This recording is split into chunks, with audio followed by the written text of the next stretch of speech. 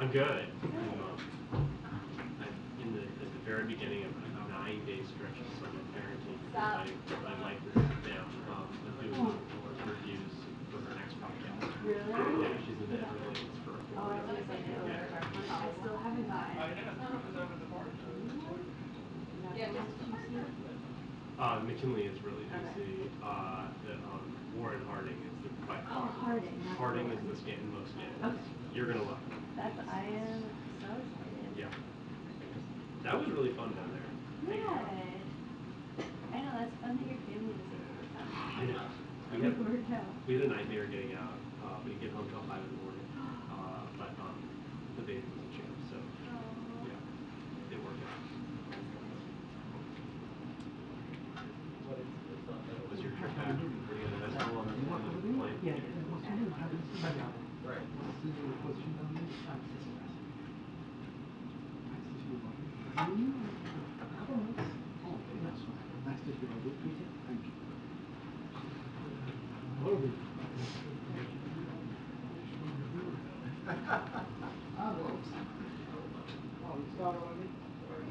No, let me get this done. I want you to get me a picture once again. No, over there. Inside. Okay, finish. It's gonna be in your way. Not in my way.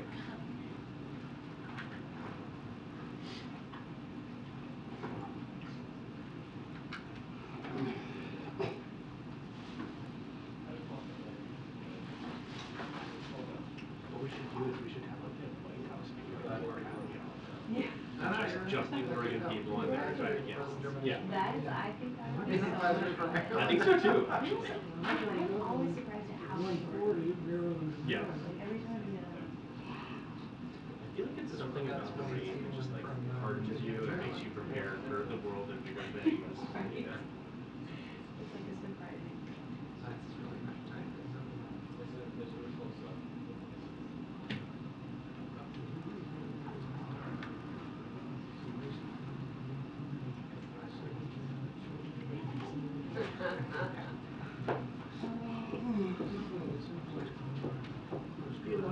Yes.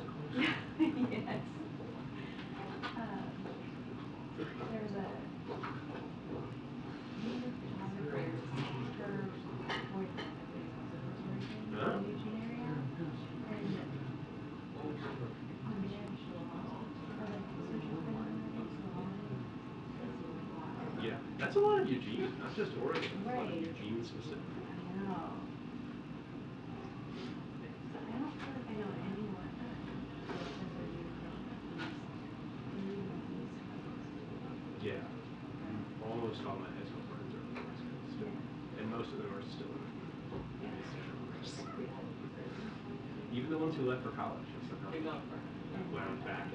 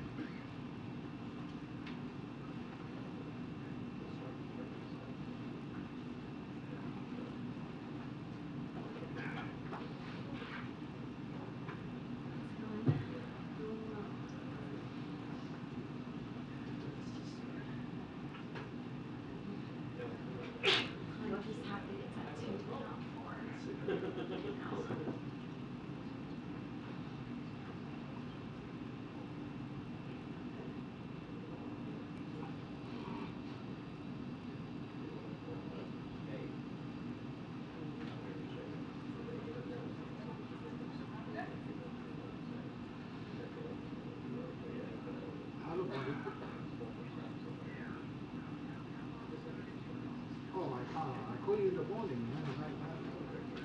Where are they doing?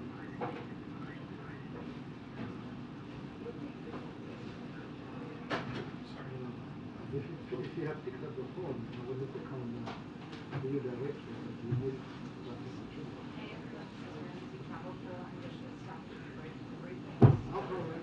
because today we don't have a work in spring. Now I went to the market.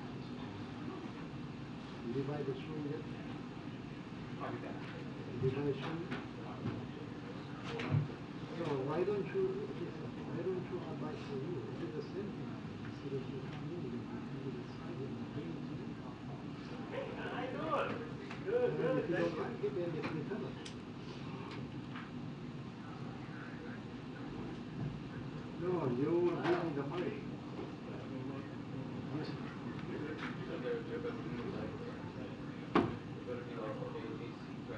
Okay, no.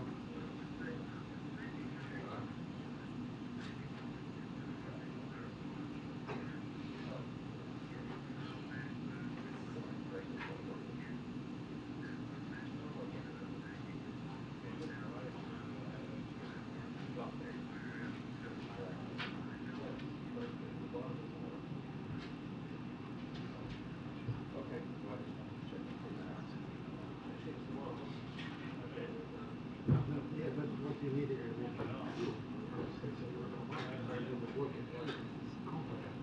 and there are shoes that strictly non-functional for working purpose.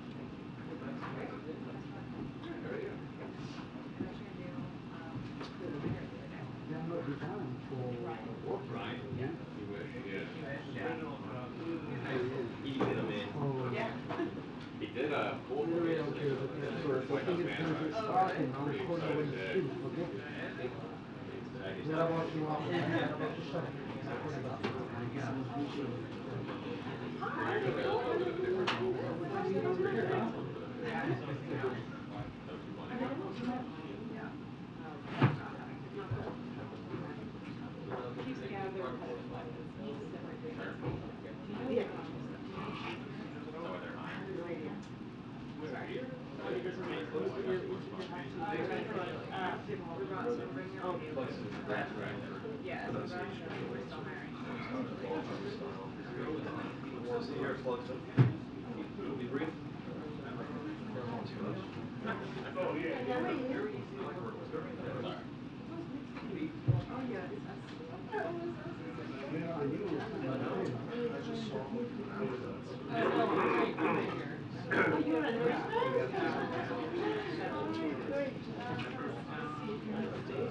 Did I tell you?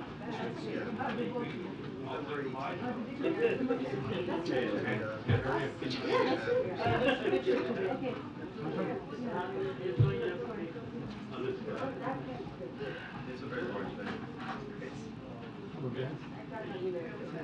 Nothing.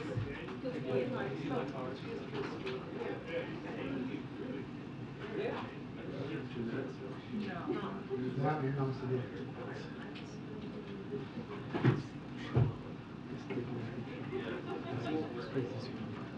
from the whole city. No, it's for the city. I'm just gonna get my phone. No, I Just mean, one. yeah, Yeah. it's three. Wait. Wait. Make sure that you don't have a Josie, I'm sorry. He liked, he said his parents smoked it. I'm sorry. I'm kidding. Click once. Moment. Let me see. Let me see if you have a good professional. Oh, you click me this one. No, you haven't clicked me yet. No. Ready? Yeah. One more time. Just click one time.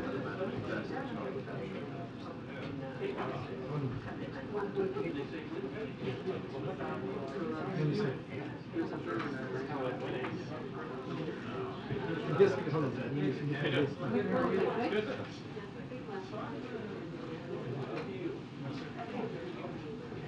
Yes. When you click this one, it takes picture. Just one time. No, just one time.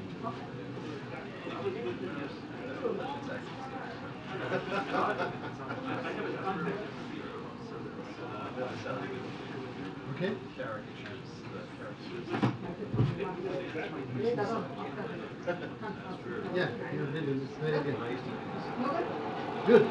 Thank you, buddy.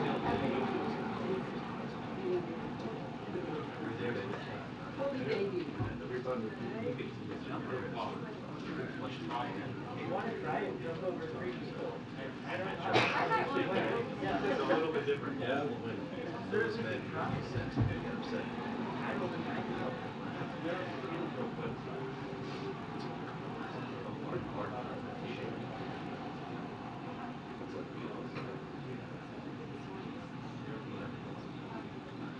Some of them, some people must show up.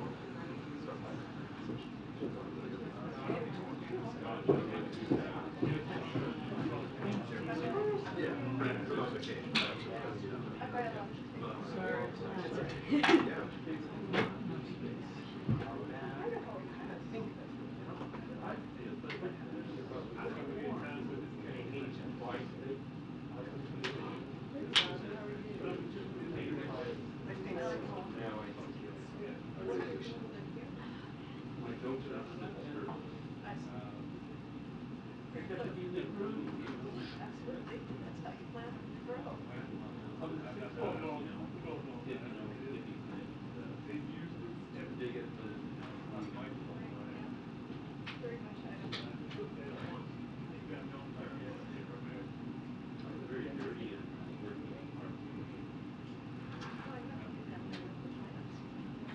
yeah, I remember. Oh, my knees. Such a people think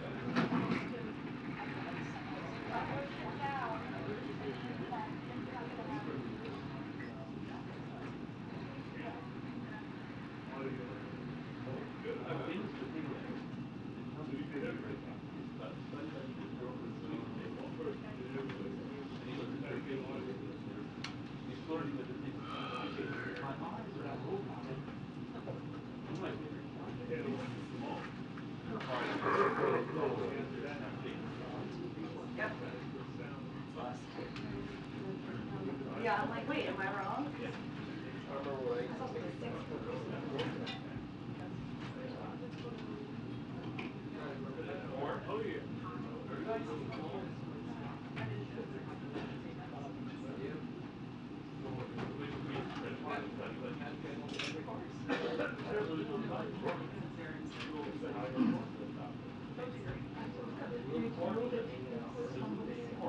Yeah, that's, oh, it's like, Karen, she's here. She is here? Yeah, but she might be the front row today, but she's definitely here.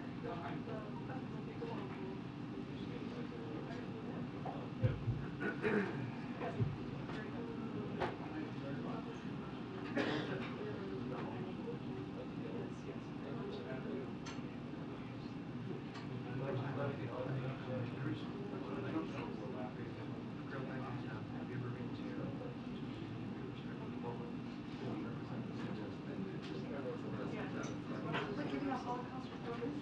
Seems like a little icky. You deserve everything. You're that little country. All I say? Well, I don't know. I heard you were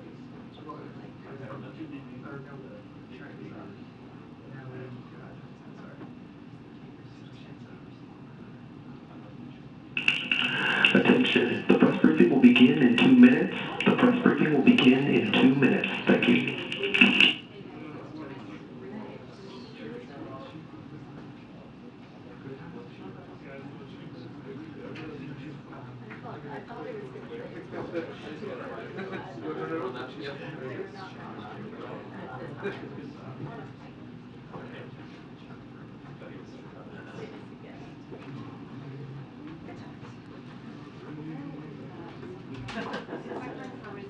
No, he's coming. He's coming.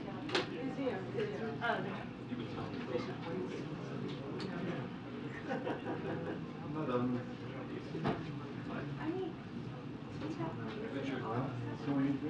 Would you want to check my channel too, Tony? Sure. Thank you. Thank you. Can you text it to me? My number is 202-322.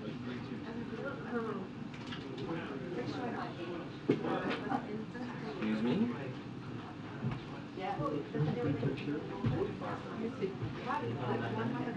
Yeah. Oh, that's right. It's just spell it. Don't forget to spell it for me. Yeah, don't worry. Hey, how you doing?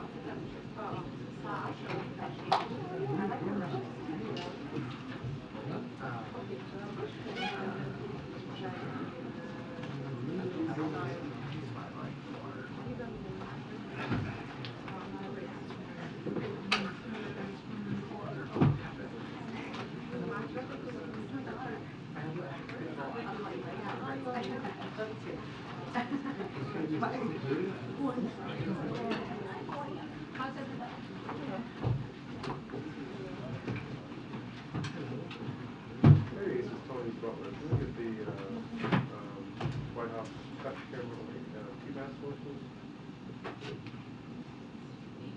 White House cut Maybe.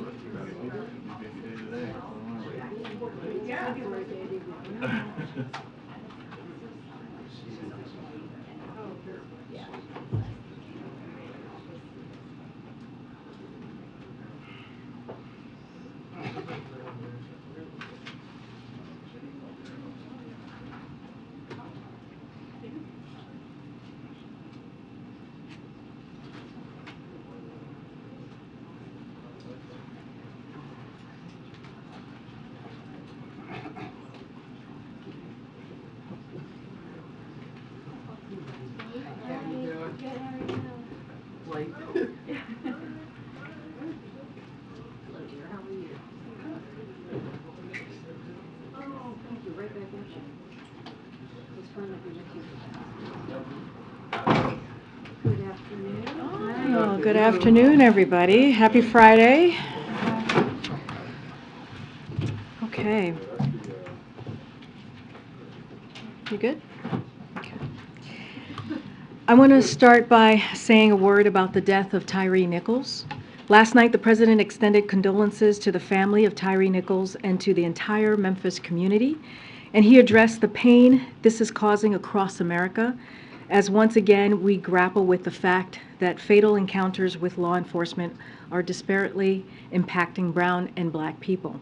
As the Department of Justice conducts a full investigation and state authorities continue their work, the president has joined Tyree's family in calling for protests to remain peaceful. Last year, the president called on Congress to send the George Floyd Justice and Policing Act to his desk. When they didn't, he signed an executive order that included stricter use of force standards and accountability, provisions for federal law enforcement, as well as measures to strengthen accountability at the state and local level.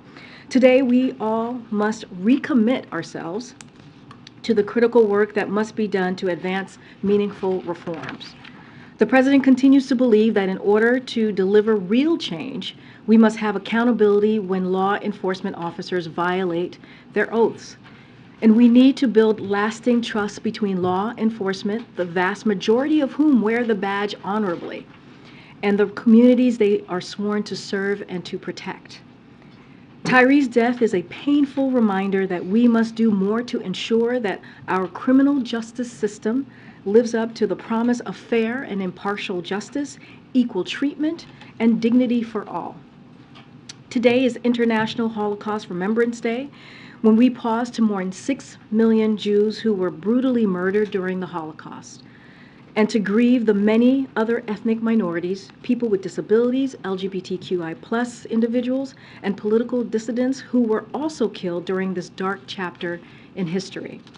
We join together in saying never again.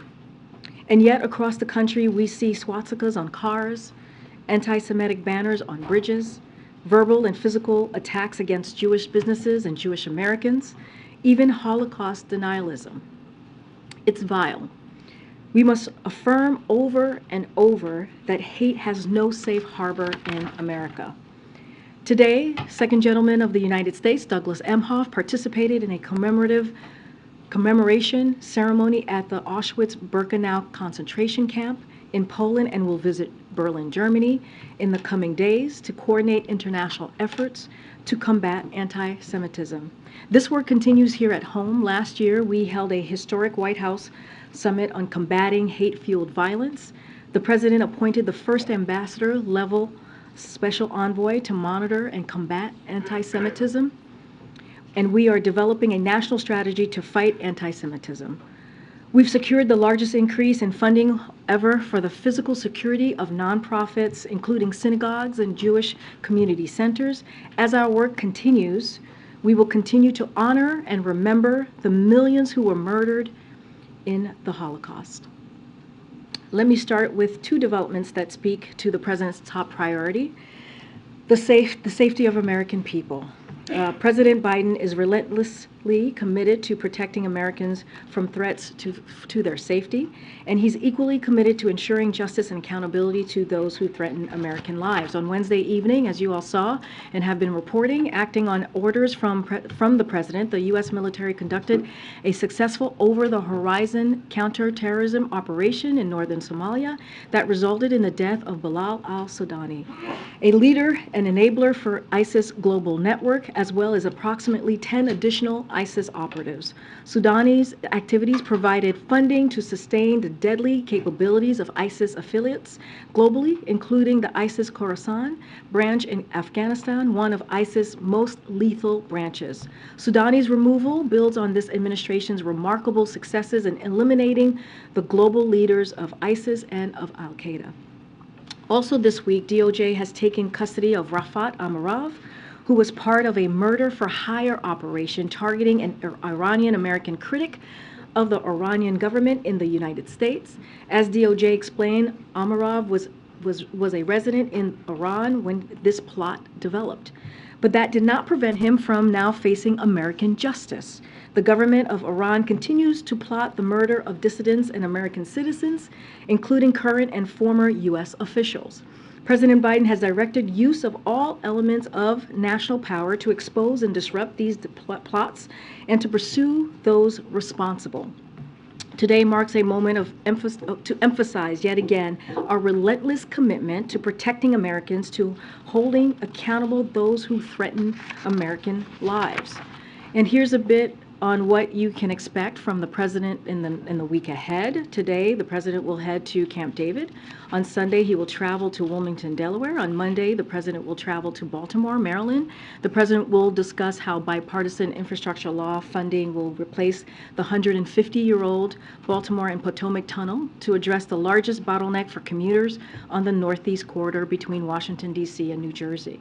The president will be joined by Department of Transportation Secretary Pete Buttigieg. On Thursday, the president will travel to New York, and the president will discuss how bipartisan infrastructure law funding for the Hudson River Tunnel project will improve reliability for the 200,000 passenger trips per weekday on Amtrak and New Jersey Transit. On Thursday morning, the president will attend the National Prayer Breakfast on Capitol Hill. In the afternoon, the president will deliver remarks to mark the 30th anniversary of the Family and Medical Leave Act in the East Room.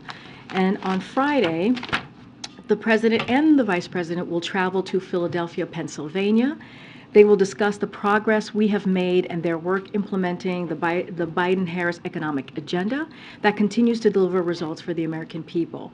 After, the president will travel to Wilmington, Delaware, where he will remain over the weekend. One final thing, and all of you have seen our statement and the president's statement on this, and you guys have reported, but I wanted to just speak to the president's announcement today that White House Chief of Staff Ron Klain will be departing in the coming weeks, and Jeff Zients will succeed him as Chief of Staff.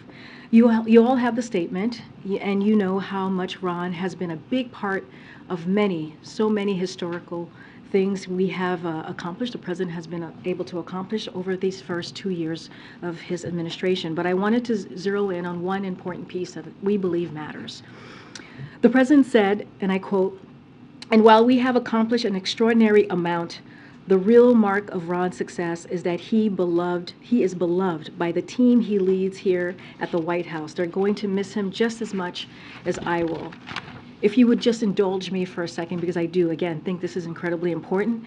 In another point of personal privilege, as I did earlier this week, because you know I am a proud Claniac, as I mentioned here a couple days ago, which is real. Just look it up. I just wanted to share a moment that I think perfectly encapsulates how much Ron means to everyone here. We have a daily senior staff call every single morning. It's where we run through what's happening here. And normally each department head gives an update on what's going on for them and their teams for that day. But today was a little different. Ron started off by tearfully telling the team how proud he was to serve with them and how he was even prouder to what we accomplished together over the last 2 years. And then each person went around telling their own favorite Ron story. There were a lot of tears and even more love on the call. Office of Legislative Affairs Director Louisa Terrell told a story of how she got Ron a rock during a tough period because he is our rock here. Homeland Security Advisor Liz Sherwood Randall reminisced about how she had known Ron since they were kids who went to work for Joe Biden in 1986, a very long time ago. Domestic Policy Advisor Susan Rice called Ron the best chief of staff she's ever worked for, which Senior Advisor John Podesta then concurred with after he left. As you know, John Podesta was also a chief of staff here at some point. IGA Director Julie Rodriguez noted how consequential the last 2 years have been under Ron's leadership as we pass some of the boldest policies that are improving the lives of Americans every day. And Counselor to the President Steve Ricchetti closed it out with, I quote, "You always paid attention to the little things that matter to people. More than anything, you've made this group feel like more than just colleagues, but really like a family." And I will add, just for me personally, one of the things that I love about Ron is that he sees you when no one else sees you. And when he does see you, he lifts you up. And that is what is the definition of a leader is, and that is Ron Klain. And with that, I'll say Ron will always be part of the family. We are also very much looking forward to have someone like Jeff lead this team. He is someone who many of us know very well and understands how to get big things done. If you've seen his resume, you would totally understand that. He's tackled the toughest issues in government all throughout his career, from fixing healthcare.gov to leading our historic COVID response. He led the National Economic Council during Obama-Biden administration and shares the president's focus on strengthening our economy and growing it from the bottom up and middle out. He led our administration's transition into office under incredibly trying circumstances. You all were there and watched us trying to get the administration together at that time. And thanks to Jeff, we had a historically diverse team in place on day one, ready to work. Now in year 3, a big task ahead is ensuring the historic laws we pass are implemented efficiently and fairly. No better person to do that than Jeff Zients. And may I also add, there is no better or kinder human being. We are also all waiting to see the Bagel Wednesdays. I think you all have heard us talk about this. We hope that it makes its triumphant return. And next week, the White House will host an official transition event to thank Ron for his tireless work and officially welcome Jeff back to the White House in this role. Thank you for indulging me. I really appreciate this opportunity to do that. And with that, Darlene, you want to kick us off? Sure, thank you. One follow on Chief of Staff and one follow on Tyree Nichols. As you know, there are separate videos today that are being released, one on the attack on former Speaker Pelosi's husband, the other on the beating of Tyree Nichols. Can you say whether the President has any interest in watching or seeing either of those videos, particularly the Memphis one, since you mentioned police reform in your opening? So as I mentioned, the President sent his heartfelt condolences to Tyree Nichols' family yesterday, he and the First Lady, and he's going to be regularly briefed as he has been. He's going to be monitoring the situation. As the case continues to develop, clearly he'll be keeping a close eye. I don't have anything further to read out on that piece on the video. Obviously, the video is not out yet, but again, he'll be regularly updated. As far as Paul Pelosi, I have not seen the video yet. I know that that was just released, and I know many of the cable news outlets have been showing the video to this morning. I haven't had a chance to check in with him or to ask him. But I think you don't even need a video to know how horrific and unconscionable the attack of Paul Pelosi was. And to be very honest, it's a miracle that Paul was not more seriously injured, and we are grateful that he is on his way and continues to recover. The president has always been clear and continues to be clear to condemn any sort of political violence. There is no place for it here in our country, and he's going to always believe that and ask for people to come together, Republicans, Democrats, it doesn't matter which party you're in, to condemn the political violence and violent rhetoric that we have seen over the years. And with the Chief of Staff news today, that position is one of the more powerful ones in Washington that has never been held by someone who is not white and male. Would the President commit to choosing a Chief of Staff who is not white and male if Jeff Zients were to leave before the end of the President's term? Here's what I say. I'll say to this. I'm certainly not going to get ahead of the President. That is not something that I can do from here. But look, and I kind of said it at the top, the Biden-Harris administration is the most diverse in history. That is a fact.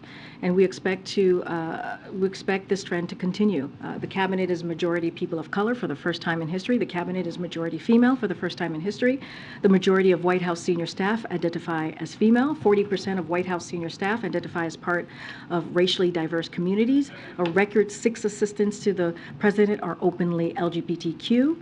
And also if you think about our 30,000, about 3,000 appointees, 58% female, 51% people of color, 6% disabled, 31% first-generation Americans, 17 first-generation college grads, and 14%, when I say 17% first-generation college grads, I forgot to add that percent, and 14% LGBTQ. And I think that matters. This is a record that the president is truly proud of, and I think not just the president, all of us here who are members of his team. Yeah.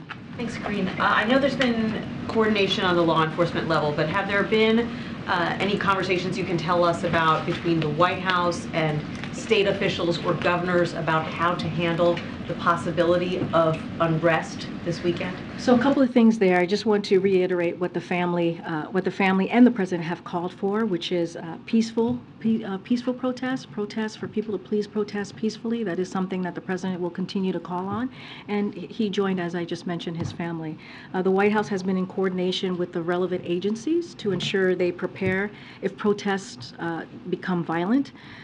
This coordination is standard practice and in keeping with what the administration has done in other instances, including the anticipation, as you all know, for the Dobbs decision, the trucker convoy protest, and Election Day. Those are 3 examples that I can share with you at this moment. Administration officials have been and will continue to be in touch with state and local officials on the ground as we watch the next few hours develop.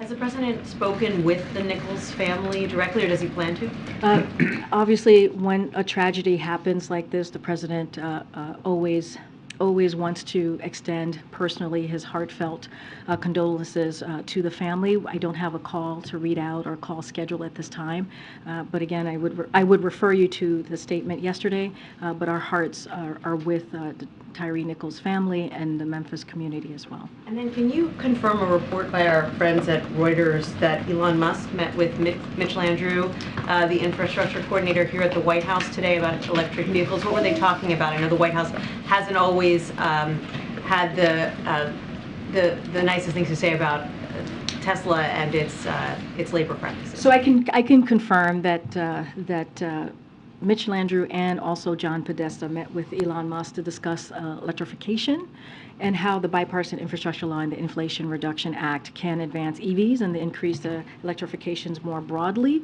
So that meeting did happen today, and so for sure I can confirm that to all of you. Mark a turning of the page of the relationship between this White House and Elon Musk? I will say that I think the outreach and the meeting says a lot of how important the president thinks the bipartisan infrastructure legislation is, and how the Inflation Reduction Act is, especially as it relates to EVs, and his commitment. And so I will leave it there, but I think it's important that his team, his senior members of his team, had a meeting with Elon Musk today to do just that. Thanks. On police reform, does the president regret not making it more of a top priority in his work with Congress over these last 2 years? You mentioned how he called on Congress to pass the George Floyd Act, but it didn't seem like one of his big priority legislative pushes. You know, I have to say I disagree. One of the things that the president said when he walked into the administration, the multiple crises that we've had to deal with, that the country was dealing with at the time, as obviously there was COVID, there was the economy because of COVID, there was climate change, and the other one was dealing with the racial unrest that we had seen across the country that we've all went through, and many of you spoke to. And he took action when Congress was not able to get the George Floyd Policing Act done. He took action, as I just laid out. He took action by doing an taking executive action and doing everything that he could with the tools that he had. So he did take it very seriously. And he's going to continue to be very vocal. He's made speeches about this over the past couple of years, and he's talked to Congress and has asked Congress to take action. He has spoken to many times to the leaders in Congress who put forth, like Cory Booker and others who put forth that piece of legislation, and our team will continue to have those conversations. But again, by taking executive action, I think and we believe showed the president's seriousness on this. On one more topic, does the White House have any response to Meta reinstating former President Trump's accounts on Facebook and Instagram? So look, we're not going to comment on an individual Twitter account or social media accounts from here. That is the responsibility. That is something that the independent, clearly, platforms decide on. And we rely on the platforms, that private company, to make sure that their platform is not used to incite violence. And so that is something that we will continue to call on. But we're not going to comment on individual people. On Tyree Nichols, the negotiations that happened last year in the Senate obviously paused. Does the president want to see those resume on the George Floyd Policing Act? Well, I think as you saw in his statement, the president was very clear. We need to deliver a change. We must have accountability when law enforcement officers violate their oaths, and we need to build a long-lasting trust between law enforcement and the vast majority of who wear the badge of honor in an honorable way, I should say, and the communities that they are sworn to protect and to serve. And so he believes we need to continue to move towards that type of change. And he's going to continue to call on Congress to come together and to deal with a real issue. I mean, again, we are having the same conversation, talking about the same thing, brutality, a death of a young man, that we shouldn't be doing. We shouldn't be reliving this type of hurt and pain and having to reach out to the families and a community and saying that we're with them in this time. This should not be where we are today. But specifically those Senate talks that were happening between Cory Booker and Tim Scott and others, is that something that needs to be restarted at this point? I mean, I'll say this. We think Congress should act and take action and put legislation to the floor that deals with this in a real way. And that is going to be up to Congress on what that looks like and what that ultimately materializes to be. But again, the president's going to call on them, and he's committed to really being part of the crucial work to advance meaningful reform. And is there any specific provision in that bill or in any other bill that would prevent the kind of death that we saw here? Look, I mean, if you look at the George Floyd Policing Act, which is something that the president supported last year. There were some real important components, provisions in that act that we thought would start the process of bringing forward meaningful change, as the president is going to continue to call for. But again, we're going to work with Congress. We're going to continue to call on Congress to really move something forward that's going to deal with an issue that has been disproportionately really affecting the brown and black community. Thanks, Karine. The legislative issues aside, I think the president spoke publicly about what seemed to be a genuine bond he had formed with George Floyd's family, and I was wondering if you could talk about, just from a personal side of things for him, how much that has informed or maybe had an impact on how he processes or sees things like what it appears we're about to see done on this. Yeah, and you know this, Phil. I think you've covered the president, or certainly watched the president the last couple of years, especially during that time as his relationship with the George Floyd family developed. And they've met many times and they've spoken many times. And you know, I cannot imagine how conversations like that don't have an effect on someone, right? When you see a family going through so much pain, and that pain being captured on video for all the world to see. So yeah, I think it's had an impact on all of us here. It's had an impact on many across the country, across the globe. And yeah, I think he takes this very seriously. He sees what is going on. He hears the stories. He talks to the families, and he feels that it's important. It's important to make sure that these families that go through this get swift and full and transparent answers and investigation to the death of their loved ones. Don't want to get too far into it because, as you know, the DOJ is looking into this, as also as the local authorities, and there's going to be a trial. So don't want to get too far into this particular case. But as you asked me about the George Floyd family, yeah, I think it affected all of us. You know, meeting them and listening to their story and what they've had, the pain that they are still going through. And you got at this a little bit in the statement, but in terms of his call for protests, nonviolence, is he confident that it feels like that's where things are going at this moment in time, and how will he ensure that that message continues, I guess, to be durable over the course of the next couple of days? Yeah, look, he called for peaceful protest. He joined the family. I think people should listen to the family as they call for peaceful protest as well. And I think that's really important. And we understand the outrage people have currently, and how hurt and painful this is. But we're going to continue to say violence is unacceptable. And so, you know, I just laid out a moment ago of what we are trying to do here. The president has met with the agencies. His administration has been very much in touch with local and state officials to do everything that we can to prevent that. But again, the president has always been very clear when it comes to violence not being the answer, and making sure that when people protest, it's peaceful. Okay, Joey. Yes. Okay. Right, yeah, I appreciate it. I just want to clarify, the FBI director has said he has seen the video of Tyree Nichols, said he was appalled. Has the president been briefed about the contents of the video, or has he seen the video footage himself already? Well, I can tell you the president has not. He's been briefed, but he has not seen the video, nor has anyone at the White House seen the video. So I can confirm that. But look, he has been briefed on what occurred and what he knows, what he's able to be briefed on from his team, but he has not seen the video. Was it the FBI or was it local? I don't have a specific, clearly senior administration officials have. I don't have the specific name or person to lay out for you. On a separate topic regarding the debt ceiling, Senator Joe Manchin says in his recent private meeting with Speaker McCarthy that McCarthy said he has, quote, no intention on touching Medicare or Social Security. What is the White House reaction to hearing that? And do you agree with what the senator is saying there? Well, look, for months and months and months now, and many of you have reported this, they have been saying that they're planning to cut Social Security and Medicare. This is what Republicans have been saying for months. And you know, I have a few reporting from some of your colleagues, from your esteemed colleagues. Just the other day, the Washington Post headline from is quote, House GOP eyes Social Security, Medicare, and spending battle, end quote.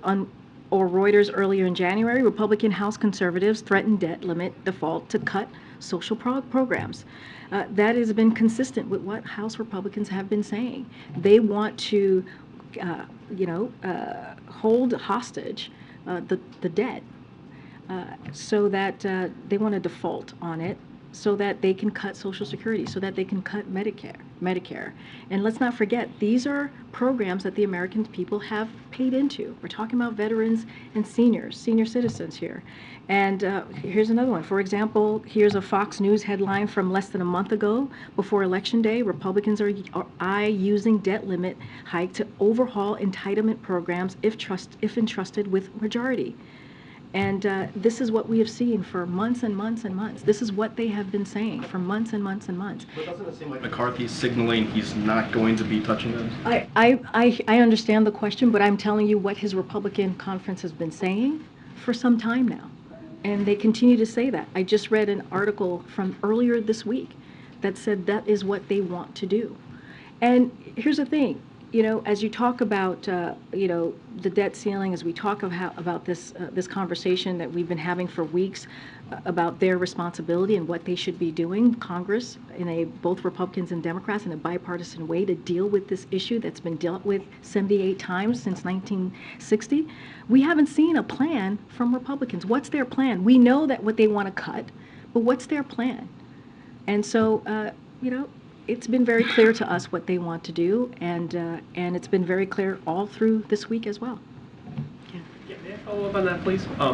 If the Republicans in the House do present a plan for conditions for what they would raise the debt limit under, will you start negotiations with them on that plan? What would be the point of them presenting you with a list of demands? Well, what I'm saying is they want to cut, but they're just saying this rhetoric that's incredibly dangerous, that is very dangerous to the full credit and of our country, right? You think about the debt ceiling, you think about the debt limit.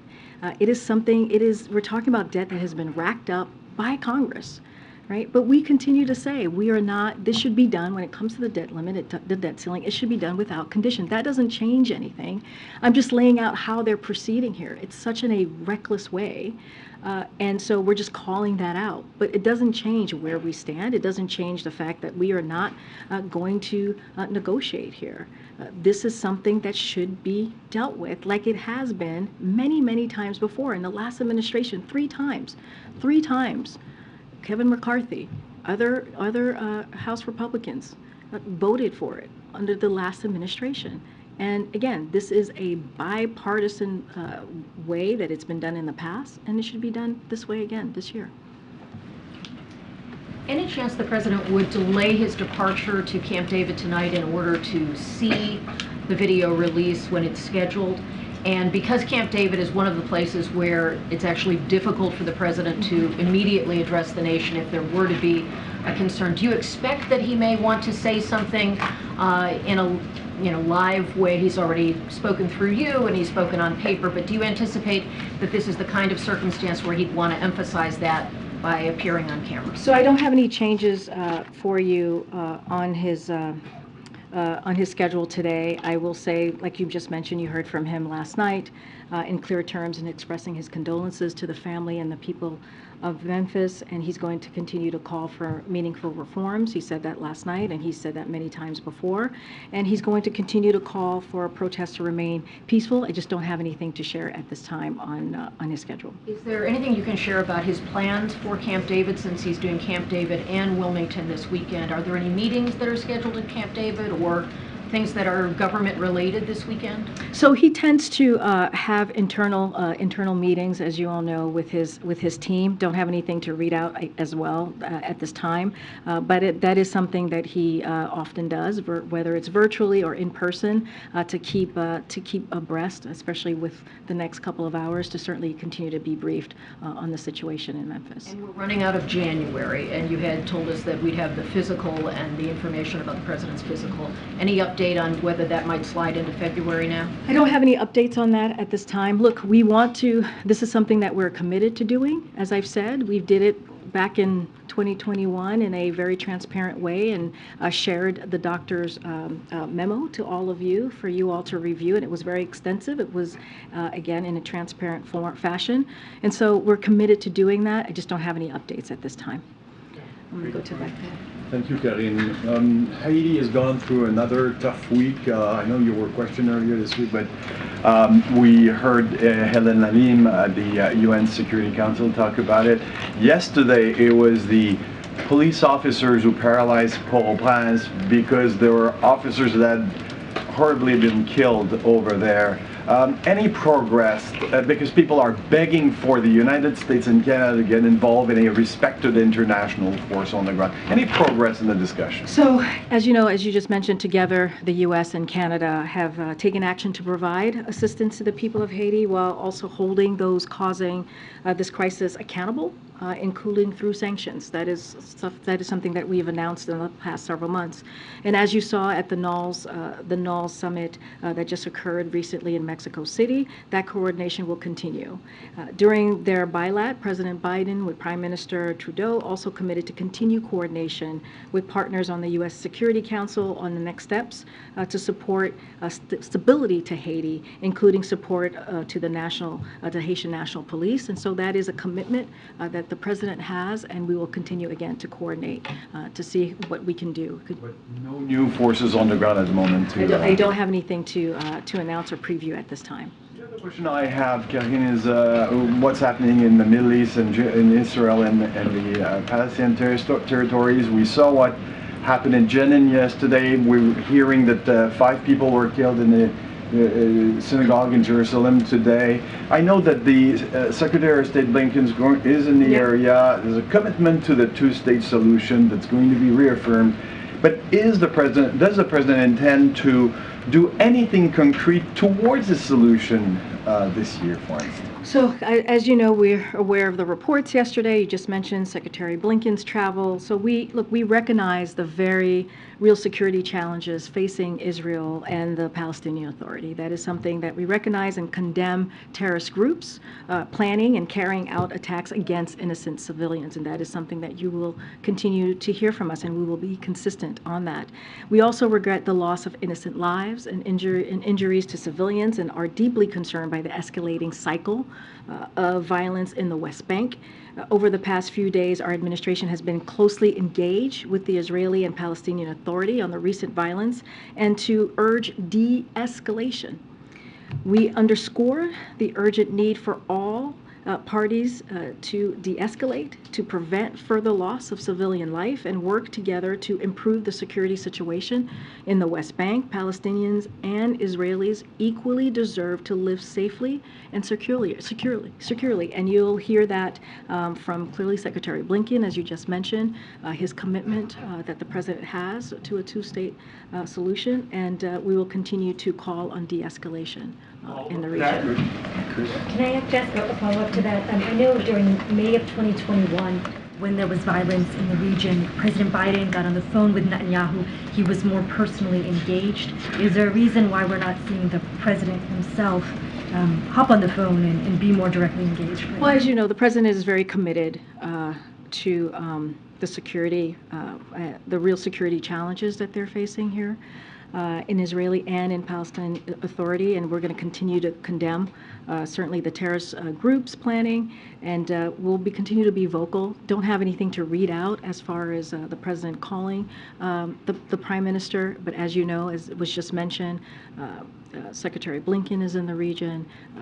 We had National Security Advisor Jake Sullivan, who was there just last week, and I think that shows our commitment to the region, and so you'll continue to see that. Just don't have anything specific on the President's involvement. Good.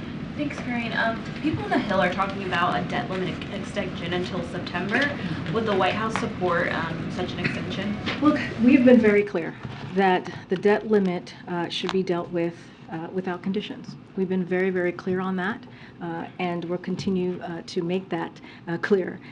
And we believe that Congress should act in a bipartisan way, as they did 3 times in the last administration, as they did 78 times since 1960, 49 times with a Republican president, and 29 times with a Democratic president. This is incredibly important. We have seen reports that if a default happens, 6 million jobs could be lost.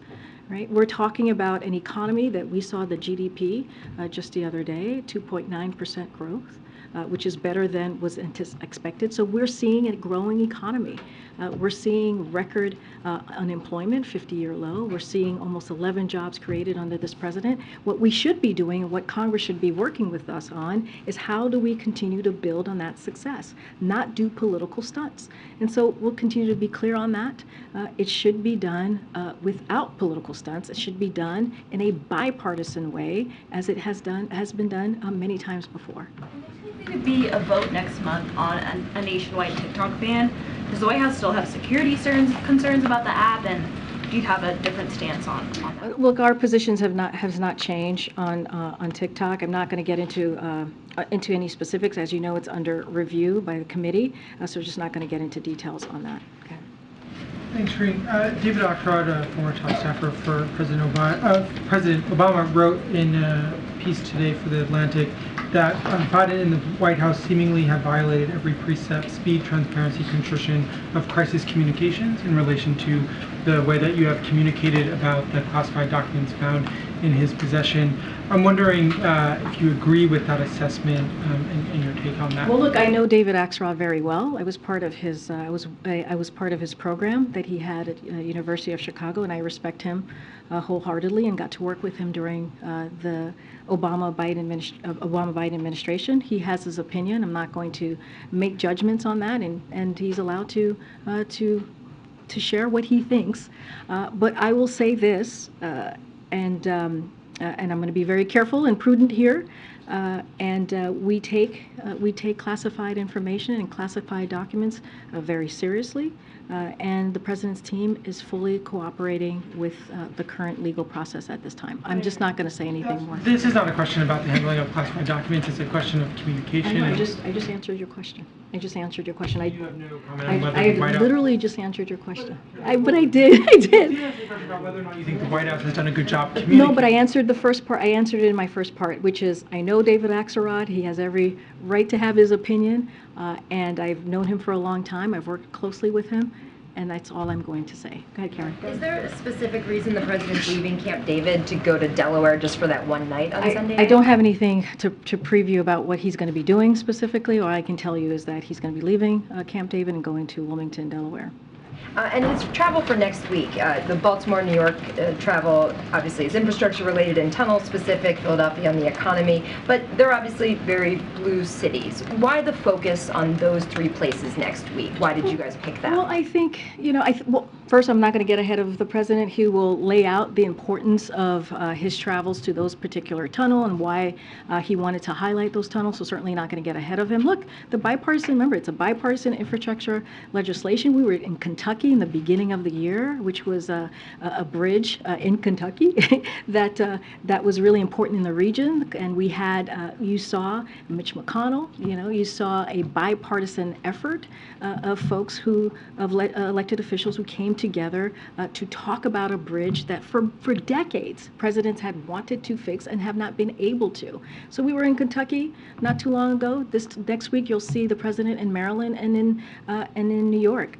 So I think those are important, right? When you think about what the president has said for the past several years, is he is a president for everyone. And you see that in his pieces of legislation because they will benefit people in New York, they will benefit people in New Jersey, they will benefit people in Kentucky and Ohio, just across the country, red states, blue states, rural areas, urban areas. And I think that's what you're seeing. That's what you're going to see next week from the president as he continues to travel and lay out what historic pieces of legislation like the bipartisan infrastructure legislation is going to do for the American people, I should say, not legislation, but law.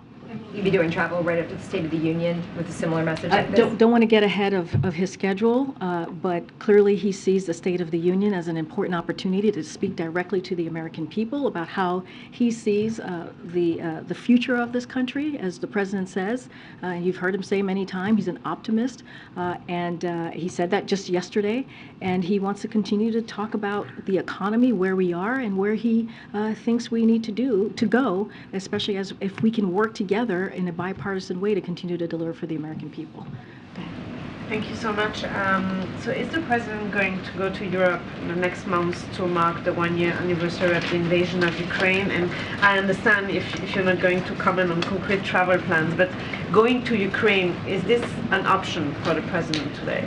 I'm not going to get into the president's travel from here, and I can say that we currently, and you guys heard us say this already in the last 24 hours, we currently don't have any travel plans for the anniversary. What I can tell you is, and what I meant to say at the beginning is I don't want to, you're asking me about the security going to Ukraine. It is not appropriate for me to talk about the president's any type of security from here. But what I can say is that planning for how we will recognize the one-year anniversary is well underway here at the White House and across the government. But as a general matter, I'm just not going to get into internal discussions or read out any options that we're currently looking at. And once we have something, if we have something to certainly share, we will. But right now, we currently have no plans to travel for the anniversary. Did Elon Musk request to meet with the president himself while he was in town this week? Well, what I can tell you, I would refer you to Elon Musk. I don't have any request to share with you right now. What I can tell you is that he did not meet with the president. It was his two advisors, senior advisors, as I just laid out, John Podesta and Mitch Landrieu, who met with Elon Musk today. I just don't have anything else to share about who asked whom. Following up, somewhat related to EVs, but gas prices. It could hit $4 in the next couple of months, the national average, according to a lot of the experts like Gas Buddy. How likely is it that the president taps into the Strategic Petroleum Reserve again this year to try to lower prices? So Secretary Granholm, as you know, was here, I believe, on Monday, and she was asked this question, and so that is certainly something that's under her purview as well, and we don't have anything to share on that. What I can say about gas prices more broadly is that while some temporary refinery outages and maintenance are impacting gas prices right now, the price of gas is still down about $1.50 since June peak and around where it was when Putin invaded Ukraine. The Department of Energy is working with refineries to bring capacity back online swiftly and safely. And the president will continue to do everything he can to keep lowering costs for the American families. So look, in contrast to what the House Republicans want to do, we have that Spro bill that they put forward in trying to stop the president for doing everything that he can to lower costs. And so we're doing the opposite. We're going to continue to do the work to make sure that we tackle inflation, one of the most important economic priorities of this president. And so we'll continue to do that work. Any additional, tapping of the Spro, I just don't have anything for you at this time. What about refilling it, especially now that oil prices are climbing again, could get up to 110 a barrel? When do you see the timeline for refilling it? So we had laid out the plan of how that was going to work. I don't have anything updated on that. I would refer you to the Department of Energy for any specifics to that. Great. Thank you. On Tyree Nichols, in previous police brutality cases over the past couple of years, the officers have been white. That's not the case in this case. Is the president concerned that within the culture of policing, there is a comfort with violence and an entitlement to use violence that would lead these officers to beat a man to death for fleeing from them during a traffic stop? Does he feel that police may feel emboldened to do these things? And what would he do about that? So look, I mean, the president has called for meaningful reform. He's called on it very clearly and has spoken to it the last 2 years. And he wants to see real change. He wants to make sure there is accountability with law enforcement officers who violate their oaths. And he also said that we need to build that long-lasting relationship between enforcement and the vast majority, we understand, and he believes, of whom wear the badge honorably. And that is important too. And those communities, not only they wear it honorably, but they also to serve the community, to serve into the community that they want to protect. And so, look, we're not going to get into doing any psychology here and going into the minds of folks, but what we can say is we believe that there needs to be meaningful reform, which is why the president acted and took executive action when Congress could not. I would just follow up on that. His predecessor in 2017 encouraged police officers to don't be too nice, and suggested that they might hit the heads of prisoners on the tops of their patrol cars. Does the president have any plans to speak to police officers and say that this kind of behavior is not acceptable? Does he plan to address any police groups or anything like that? I understand the question, Andrew, but I think the president has been very clear. He's been very clear on the importance of having true reform, of the importance of making sure that communities feel safe. He took action, right? He took executive action to deal with that specific issue, and that's what he's going to continue to do. He's going to, use the tools that he can by taking executive action and call on Congress to truly make meaningful reform that's going to deal with an issue that is devastating, disproportionately, unfortunately, Black and brown communities. Thanks, Karine. So when you talk about infrastructure, you say it's important for the president to have a chance to speak directly to the American people. Why doesn't he want to speak directly to the American people now that some big cities are bracing potentially this weekend for riots? So he put out a statement yesterday, and I think when a statement comes from the President of the United States, it has a powerful impact.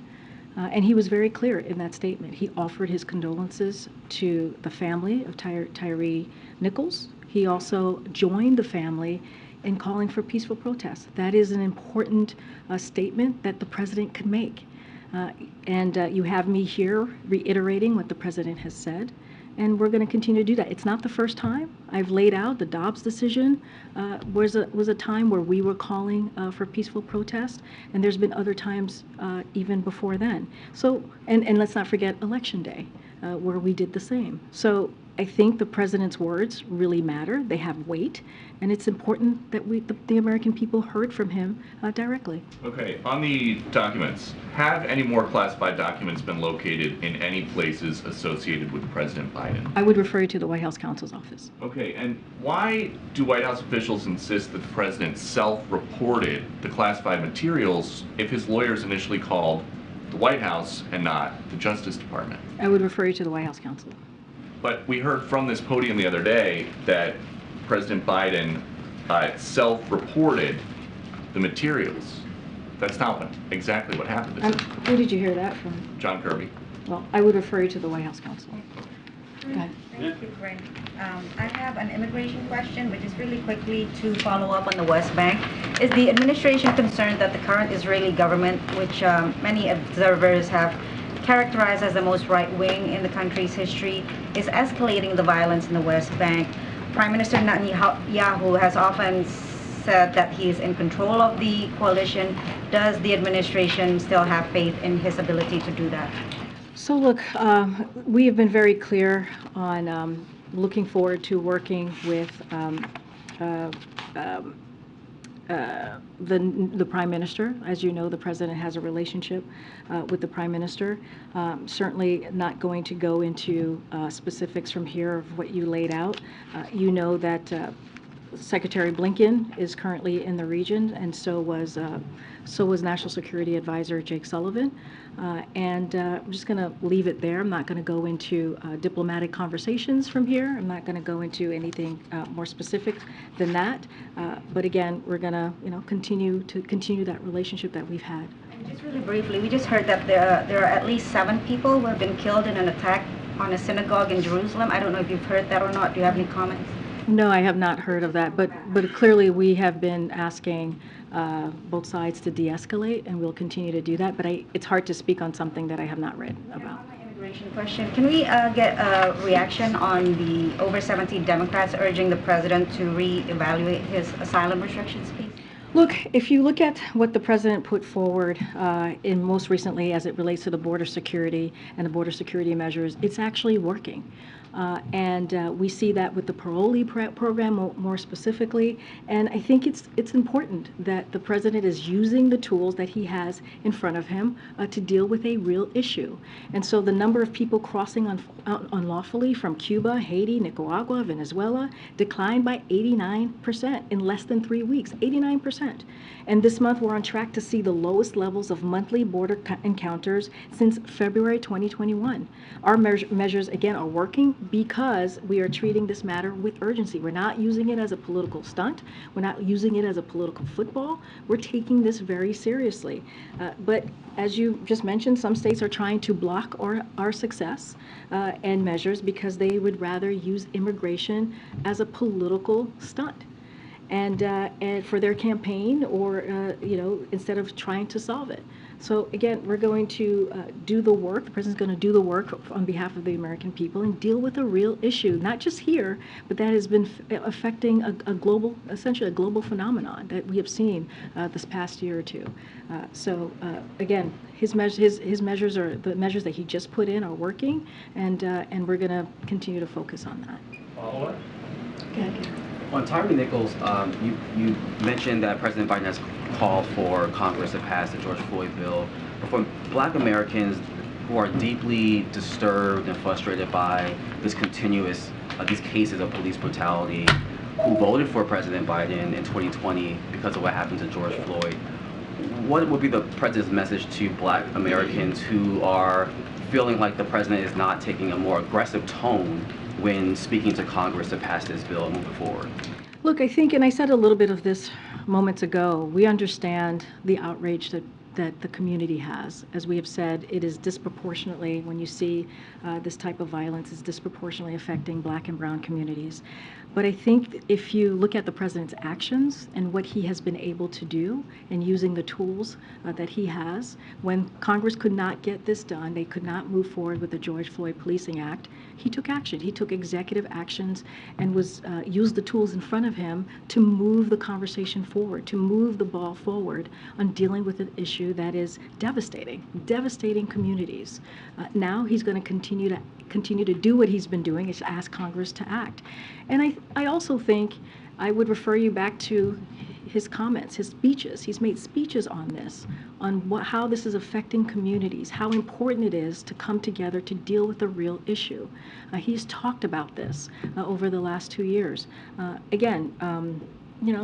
would look at his actions, look at what he's been able to do, and I think that's important too.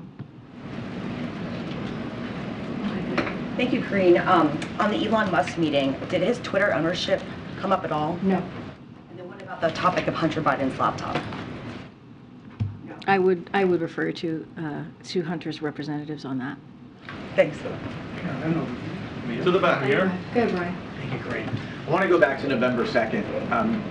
Why didn't the president go public on November 2nd when he found out from his lawyers that classified documents were found? I would refer you to the White House counsel, who has put out statements on this, on their timeline, and speaking to this. My colleagues from the White House counsel has had conversations with many of you, answering questions on this. I would refer you to the White House counsel. Before there was a federal investigation, he could have gone public at I would that refer time. you to the White House counsel. Go ahead, Alex. Go ahead, Alex. Karine, I spoke with New York City Mayor Eric Adams this afternoon, and he's just very concerned, as he said in media appearances in recent days, that the White House is not doing enough to prepare for a new surge of migrants, many of whom are going to end up in cities like Chicago, New York, here in D.C. And as you know, it's not just DeSantis and Abbott sending buses of migrants to these cities. It's Jared Polis, a Democrat in Colorado as well. So what do you have to say to those concerns from Mayor Adams? Look, here's what I would say, and I answered this question with one of your colleagues, which is we believe, and we have seen the numbers and the data, that the border enforcement measures have dramatically reduced the number of people attempting to enter the country unlawfully. And I just mentioned the parolee program that was extended to Cuba, Nicaragua, and Haiti, and how we've seen those numbers come down by 89%. And so that's because of the measures that the president has put forth. And so, look, we're going to continue to do the work. I just mentioned as well, we're going to see the lowest, we're on track to see the lowest levels of monthly border encounters since February 2021. Why is that? It's because of the work that this president has done, using the tools, using what he's able to do from the federal government, from where he sits. Look, you know, when the president walked in, the very first piece of legislation that he put forth was an immigration reform bill. That's how seriously he took this. That's how important it was for him to secure the border and deal with illegal migration. And what he has asked for is to have Congress act. And I know you mentioned a couple of Democrats, but the vast majority of folks who have been pushing back against this have been Republicans. We've seen very, very, in a stark way, the political stunts that they have taken. So, look, he's willing to work on this. He has said this many times. He's willing to work in a bipartisan way to get this done. But in the meantime, he's going to take actions, as we've seen, and those actions are actually working. And so that's how I would answer your question. Are you encouraged at all by the Tillis cinema talks on the Hill? Yes, we are encouraged by those conversations. This is what we've been asking, right? We've been asking for Congress to take action, to really take this in a serious way. And so we welcome that. We welcome conversations that are currently happening on dealing with immigration reform in a real way. Okay, Courtney. Thanks. I wanted to ask about the student debt relief cases that the Supreme Court is going to consider next month. Say that one more time. I'm so sorry. It's okay. I'll be louder. The student debt cases that the Supreme Court is going to consider next month. I'm sorry. I still didn't hear you. The first part. Oh, student debt. It's me. It's not you. The student debt cases. One of the questions that's at issue in both of the cases is whether the president went beyond his authority in pardoning all of that debt. Can you talk about more of what these cases mean for your broader agenda? There's been a lot of different executive actions that the president has taken that have been questioned by the Supreme Court. Outside of the context of student debt, which I know is something you all really care about, but thinking about how these cases could impact going forward, how the president uses his own authority on other issues. So look, I'll just speak to this more broadly. And look, we are confident in our legal authority to carry out this program as it relates specifically to the student debt. And we're looking for a plan. This is a plan that the president put forth to move things forward, right? To continue to help Americans who need a little bit of a breathing room, as you hear the president speak to. If you think about the $20,000 of relief that it's going to give to those who need it the most, if you think about the nearly 90% of benefits will go to out of school borrowers making less than $75,000 a year. And so this is what the president is trying to do. He's been doing this with his economic policies that you've seen the last 2 years, continuing to make sure that we help those who are truly in need. And building, if you think about what the economic theory has been for the past decades, right, which is trickle-down economics. The president is changing that and saying, no, we do not need trickle-down economics. He is saying that we need to build an economy from the bottom up, middle out. And if you think about his plan, it is working. It is indeed working. And he always is going to take steps and use his bully pulpit to make sure that Americans have an opportunity to really not be left behind. That is so important. So that you think about the student loan program, it'll give Americans who can buy a car, can start a family, can buy a home, and really put back into the economy because they have a little bit of extra more cash. And I think that is how we should see this. That is how we should see how the president wants to deliver for the American people. And it's not going to stop him. It's not going to stop him to continue to do that. Thanks, everybody. See you next week.